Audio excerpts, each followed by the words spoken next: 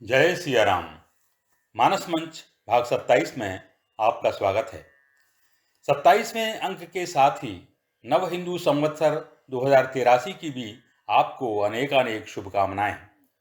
चैत्र नवरात्रि के साथ आरंभ होने वाला नववर्ष का यह शुभ दिन कर्नाटक व आंध्र प्रदेश में उगादि या युगादि तथा महाराष्ट्र में गुड़ी पड़वा के रूप में भी मनाया जाता है। यह नववर्ष हम सब के लिए शुभ हो, शांति और उन्नति कारक हो, भगवान श्री सीताराम से ऐसी प्रार्थना करते हैं। मानस पंच के 26वें भाग में आपने देखा कि शरद ऋतु के आने के बाद भी जब सुग्रीव की ओर से सीता जी की खोज के संबंध में कोई संदेश प्राप्त नहीं हुआ, तो राज्य सुख और विलासिता में डूबे सुग्रीव को अपने कर्तव्य से विमुख होते देख भगवान राम क्रुद्ध हो उठे। उन्होंने अत्यंत रोष में आकर यह तक कह दिया कि जिस बाण से उन्होंने बाली को मारा था, उसी से वे सुग्रीव को भी मार देंगे। वाल्मीकि रामायण में यह प्रसंग इस प्रकार से है कि श्री राम सीता जी के वियोग में बहुत व्यथित हो जाते हैं। लक्ष्मण जी जब कंद मूल आदि लेकर आते हैं, तो भगवान को इस व्याकुलता की स्थिति में देखकर उन्हें समझाते हैं। श्री राम उनकी बात सुनकर संयत होते हैं और फिर वे लक्ष्मण से कहते हैं कि सुग्रीव को मेरे क्रोध के बारे में बताओ और कहो कि जिस मार्ग से बाली ने स्वर्गलोक की ओर प्रस्थान किया है, वह मार्ग अभी बंद नहीं हुआ है। न संकुचितः पंथा येन वाली हतो गतः समये तिष्ठ सुग्रीव मां वाली पथमन्वगाः। अर्थात हे सुग्रीव, जिस रास्ते से बाली मरकर गया है, वह रास्ता बंद नहीं हुआ है, अतः तुमने जो वचन दिया था उस पर स्थिर रहो, बाली के मार्ग का अनुसरण मत करो। यहां पर कथा में भगवान शंकर का हस्तक्षेप होता है। पार्वती जी के मूल संदेह का कारण भी तो भगवान राम का सामान्य मानवोचित व्यवहार ही था, जिसके समाधान के लिए शंकर भगवान उन्हें राम कथा सुना रहे थे। शंकर जी को लगा कि कहीं ऐसा न हो कि भगवान को इस प्रकार क्रोध में आपाक होते देखकर पार्वती के मन में पुनः कोई प्रश्न उठ खड़ा हो। इसलिए उन्होंने पहले ही स्पष्ट कर दिया कि जासु कृपा छूटहि मद मोहा, ता कहूँ उमा की सपने हूँ कोहा। यह रहस्य जानहि मुनि ज्ञानी, जिन रघुबीर चरण रति मानी। हे उमा, जिन श्री राम की कृपा मात्र से सामान्य मानव तक मदमोह आदि से मुक्त हो जाते हैं, क्या उनको स्वप्न में भी कभी क्रोध आ सकता है? उनके इस क्रोध के रहस्य को तो वे ज्ञानी मुनिगण ही समझ सकते हैं, जिनका श्री राम के चरणों में प्रेम होता है। आशय यह है कि जो लोग राम कथा में अनुरक्ति रखते हैं, वे जानते हैं कि सच्चिदानंद स्वरूप परब्रह्म ने ही मानव का रूप धारण किया हुआ है, और क्योंकि वे सामान्य मानव की भूमिका में हैं, इसलिए मानवोचित हर्ष, विषाद, क्रोध आदि भावों का वे अभिनय मात्र कर रहे हैं। लक्ष्मण क्रोधवंत प्रभु जाना, धनुष चढ़ाई गए करबाना। लक्ष्मण जी ने जब श्री राम को क्रोध में देखा और उनकी बातें सुनी, तो उन्हें कुछ कहने सुनने की आवश्यकता ही नहीं रही। गोस्वामी जी ने लक्ष्मण जी के चरित्र को इस प्रकार से गढ़ा है कि उन्हें श्री राम के ईश्वरत्व में कभी कोई संदेह रहा ही नहीं। उनके लिए तो राम जी से अधिक महत्वपूर्ण कोई कभी नहीं रहा। अयोध्या कांड में जब भगवान ने वन गमन के लिए लक्ष्मण जी को भी साथ चलने के लिए तैयार देखा, तो उन्होंने वृद्ध, माता, पिता, गुरु, राज्य, प्रजा आदि की भलाई का ध्यान रखते हुए लक्ष्मण जी को समझाने का प्रयास किया। तो उनका उत्तर था कि गुरु पितु मातु न जानऊं काहू, कहूँ स्वभाव नाथ पतियाहू। जहाँ लगी जगत स्नेह सगाई, प्रीति प्रतीति निगम निज गाई, मोरे सबई एक तुम स्वामी, दीन बंधु उर अंतर जामी। भगवान के चेहरे पर चिंता की रेखाएं दिखें तो वे अपने भाई भरत को भी मारने के लिए तैयार हो जाते हैं। उनके प्रति अनादर का आभास मात्र होने पर वे परशुराम तक से उलझ पड़ते हैं। अब राम जी को सुग्रीव पर क्रोध आ रहा है।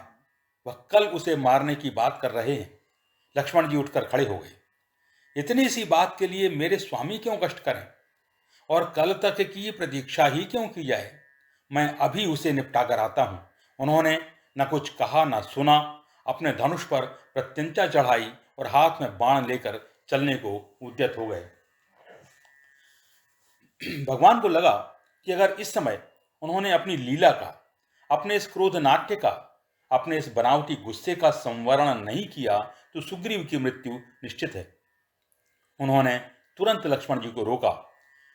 तब अनुजहि समुझावा, रघुपति करुणा सीयु, भय दिखाई लय आवहु, तात सखा सुग्रीव। करुणा सिंधु श्री राम ने लक्ष्मण को इस प्रकार धनुष बाण लेकर खड़े होते देखा तो उन्होंने समझाया, भाई, सुग्रीव अपना मित्र है, उसने भूल अवश्य की है, परंतु इसके लिए उचित यही होगा कि तुम किष्किंधा नगरी में जाओ ताकि सुग्रीव के मन में भय उत्पन्न हो, उसे अपनी भूल का एहसास हो, उसके बाद उसे यहाँ लिवा लाओ। वाल्मीकि रामायण में श्री राम लक्ष्मण से कहते हैं, नेदमत्र त्वया ग्राह्यं साधु वृत्तेन लक्ष्मण, ताम प्रीतिमनुवर्तस्व पूर्ववृत्तं च संगतम। हे लक्ष्मण, तुम सदाचारी हो, तुम्हें सुग्रीव को मारने की बात नहीं करनी चाहिए। उसके प्रति तुम्हारा भी पहले प्रेम भाव था, उसी भावना का अनुसरण करो और उसके साथ मित्रता का निर्वाह करो।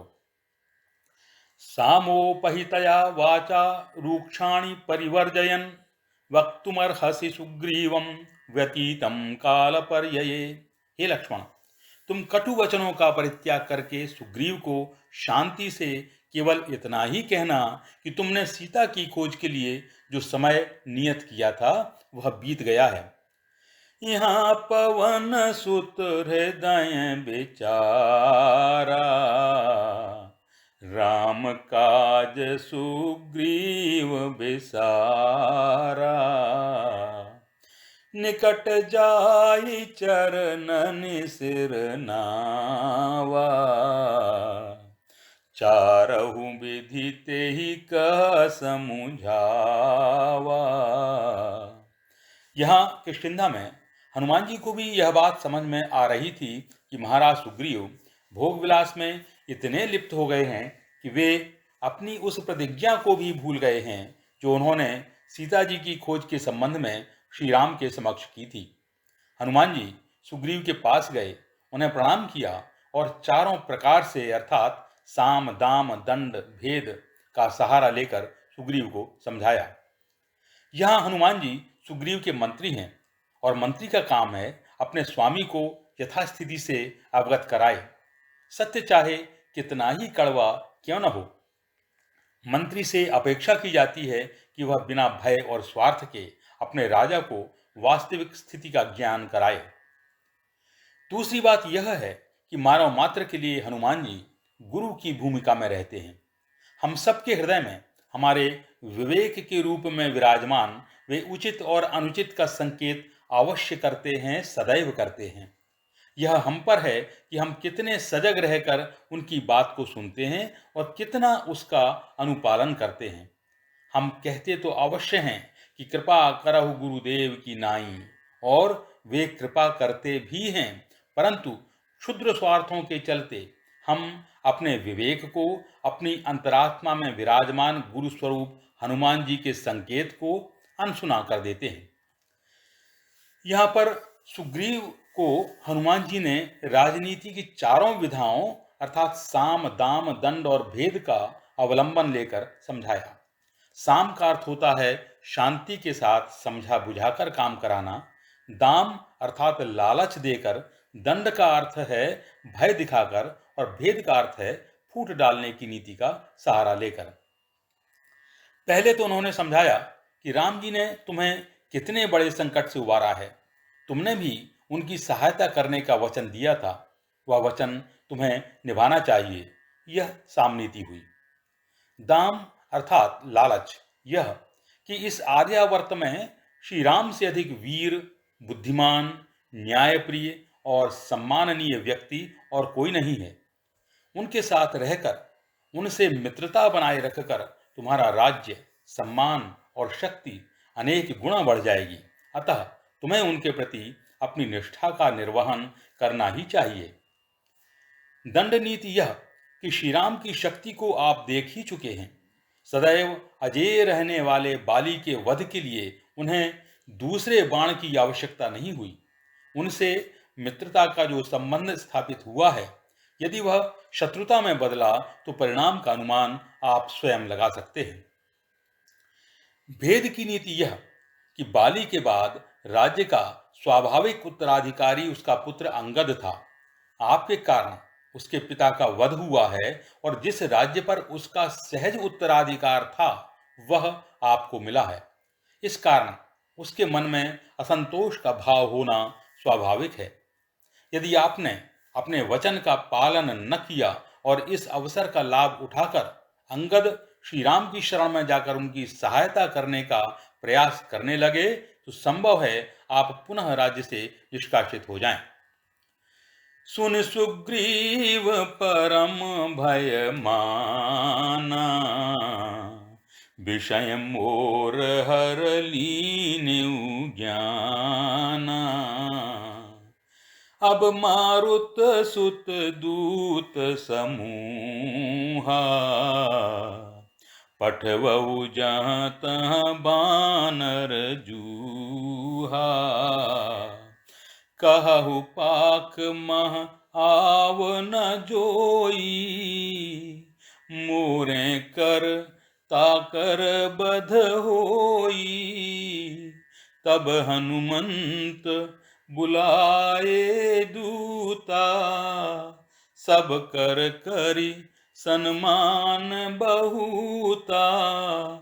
भय अरु प्रीति नीति दिखराई, चले सकल चरणनि सिर नाई।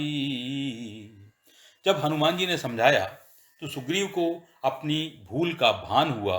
वह सांसारिक सुखों में इतना डूब गया कि श्री राम को दिए हुए अपने वचन को भी भूल गया। वह भयभीत हो उठा। उसने हनुमान जी से कहा कि हे पवन पुत्र, सभी वानर दूतों को उन सभी स्थानों पर भेजो जहां वानरों के समूह रहते हैं। उनको यह स्पष्ट निर्देश देना कि वे सभी वानरों को लेकर एक पखवाड़े में अर्थात 15 दिन के अंदर वापस लौटकर आ जाएं।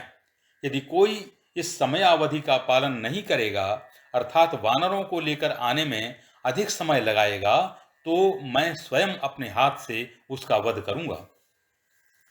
वानरराज सुग्रीव के आदेश के अनुसार हनुमान जी ने सभी वानर दूतों को बुलाया, उन सब का यथोचित सम्मान किया और उनको सुग्रीव के आदेश से अवगत कराया। उन्हें भय, प्रेम और नीति का आश्रय लेकर समझाया। सभी दूतों ने हनुमान जी के चरणों में श्रद्धापूर्वक सिर झुकाया और राजाज्ञा का पालन करने के लिए चल दिए। एहि अवसर लक्ष्मण पुर आए, क्रोध देखी जहाँ तहाँ कपि धाये। धनुष चढ़ाई कहा तब, जारी करऊं पुरछार।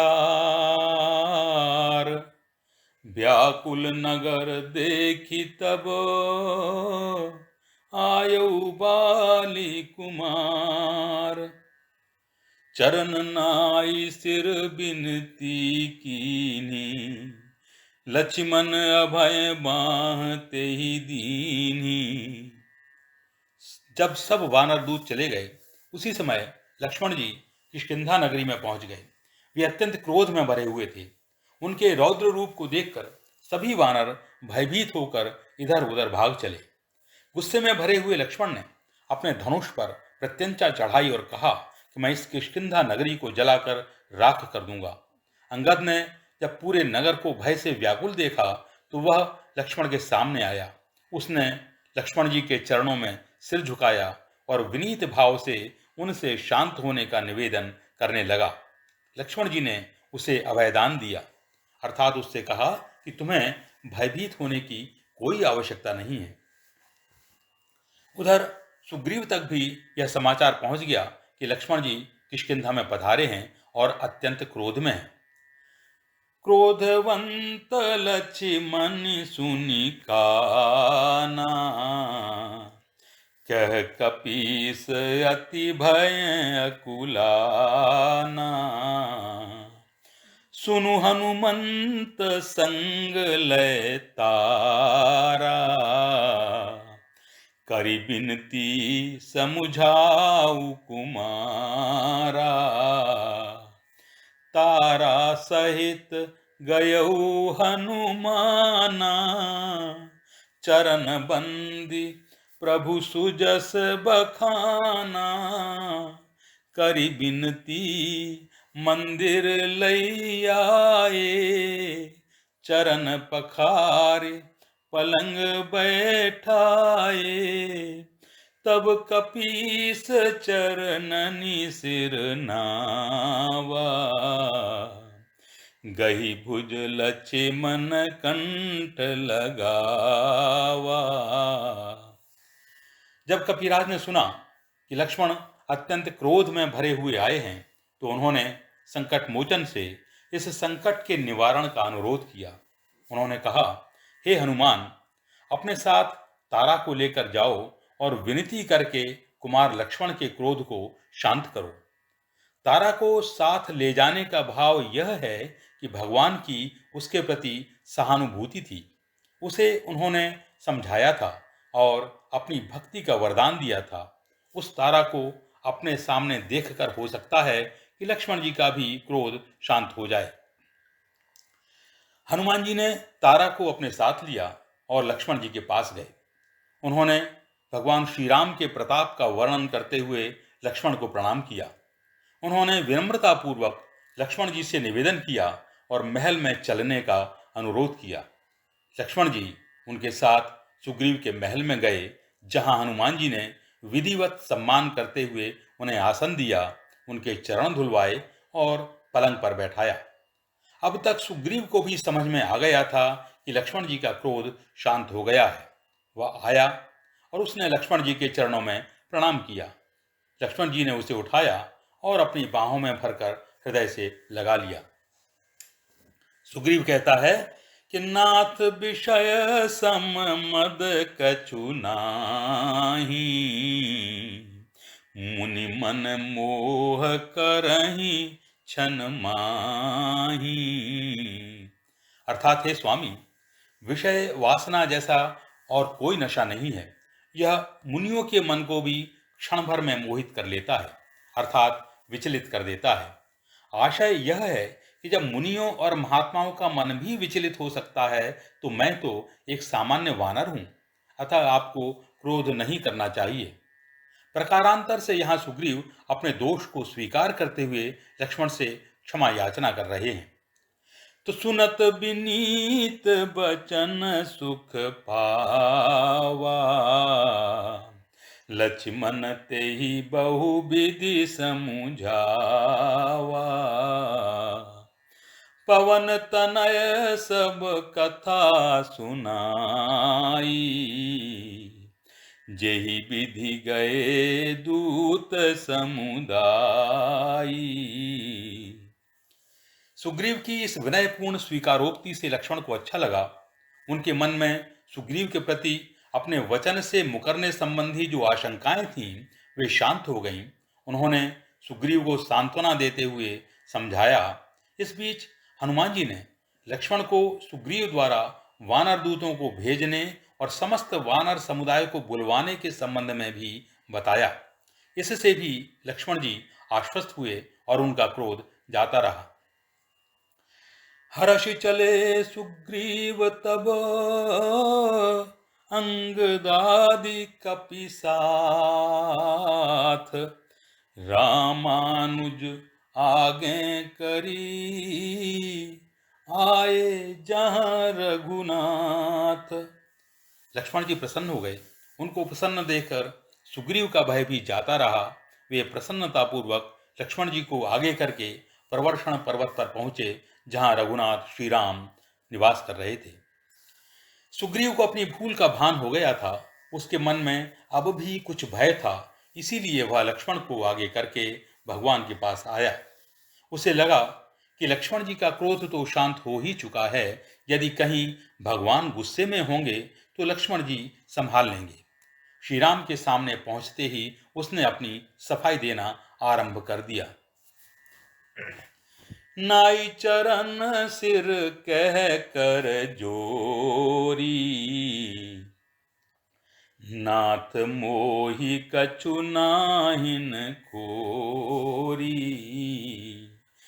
अतिशय प्रबल देव तव माया, छूटहि राम करहु जौ दाया, विषय बस्य सुर नर मुनि स्वामी, मैं पावर पशु कपि अति कामी, नारी नयन सर जाहि न लागा, घोर क्रोध तम निसि जो जागा, मोह पास जेहि गर न बंधाया, सो नर तुम समान रघुराया,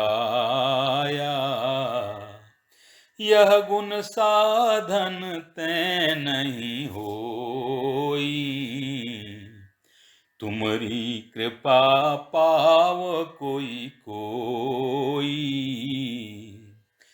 सुग्रीव ने श्री राम के सामने जाते ही उनके चरणों में सिर झुकाया और हाथ जोड़कर कहा, हे स्वामी, मैं आपके दिए गए वचन को भूल गया तो प्रभु, इसमें मेरी कोई गलती नहीं है। हे देव, आपकी माया अत्यंत प्रबल है, इससे बच पाना बहुत कठिन है। आशय यह है कि मैं भी आपकी माया से ही मोहित हो गया था। इस माया पाश से बच पाना आपकी कृपा से ही संभव है। हे स्वामी, देवता, मनुष्य और महात्मा तक सांसारिक विषयों के मोह पाश से नहीं बच पाते, फिर मैं तो वैसे भी पामर अर्थात पापी प्रवृत्ति वाला एक पशु हूं। पशु में भी वानर, जो स्वभावतः ही कामी होता है।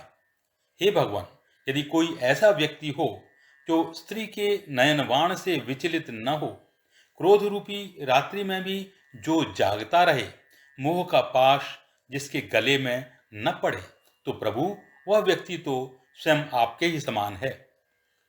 आशय यह है कि धर्म पथ से विचलित करने वाले तीन कारण हैं। पहला तो है काम, दूसरा है क्रोध और तीसरा है मोह अर्थात संसार के प्रति आसक्ति।